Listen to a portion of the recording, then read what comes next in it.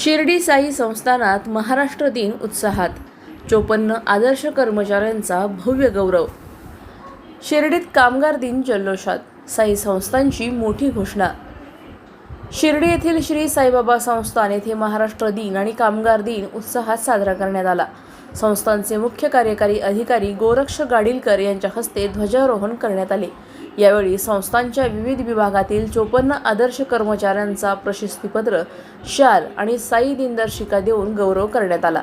तसेच शैक्षणिक संकुलातील विद्यार्थ्यांच्या यशाचाही विशेष सत्कार करण्यात आला।